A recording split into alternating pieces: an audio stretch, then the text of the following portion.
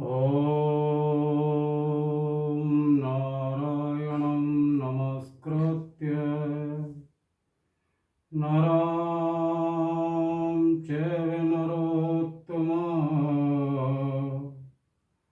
देवीं सरस्वतीं व्यासं ततो जयमुदीरये। हे भक्तों, अम्बरीशो महाभाग सप्तद्वीपवर्ती मही। हे भक्तों, महाराज अम्बरीश और हमारी सप्तद्वीपी और पृथ्वी के एक छत्र राजा थे। उनके यहाँ सभी संपत्तियां, सभी रिद्धि सिद्धि और नृत्य करती थी।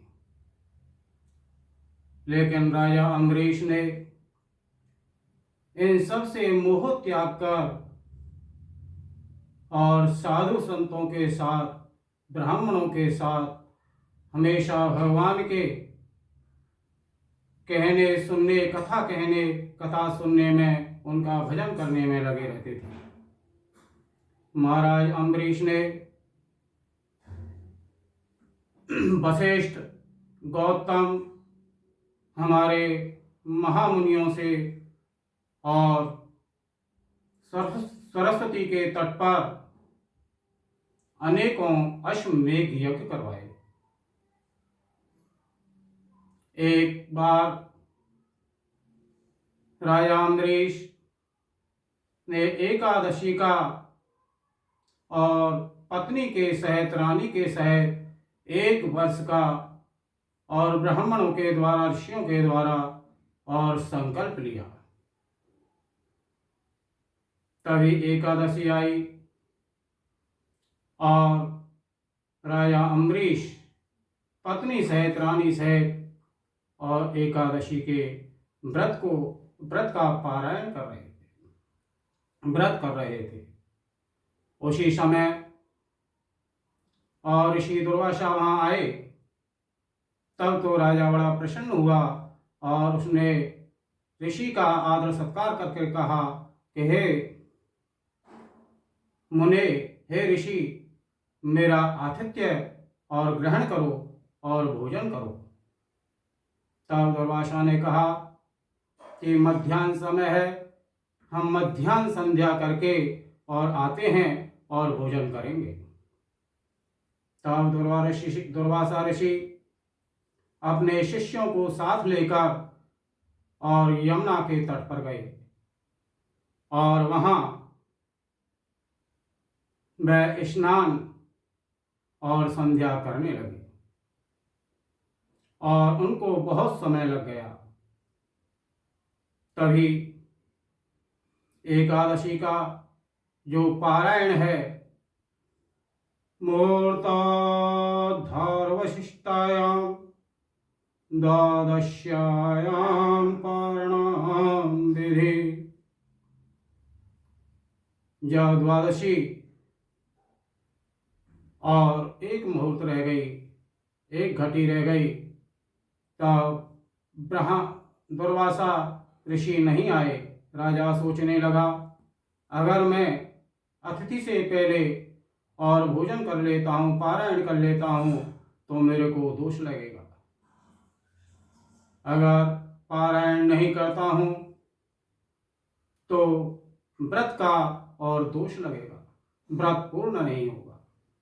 तब तो ब्राह्मणों की आज्ञा से और अम्बरीश ने और जल और तुलसी ग्रहण किया। इतने में ही दुर्वासा ऋषि और आ गए और क्रोधित होते हुए बोले, हे राजन, तुमने मेरा अपमान किया है और मेरे को निमंत्रण देकर और पहले ही आपने भोजन कर लिया। तब राजा विनय करने लगा। तब दुर्वासा ऋषि ने क्रोधित होते हुए और अपनी जटाओं से एक बाल को खड़ा और उससे कृत्या नाम की राक्षसी उत्पन्न हुई। तब तो वो और राजा लेकिन उसको देखकर अम्बरीश और भयभीत नहीं हुए। वह तो भगवान के ध्यान में मग्न थे।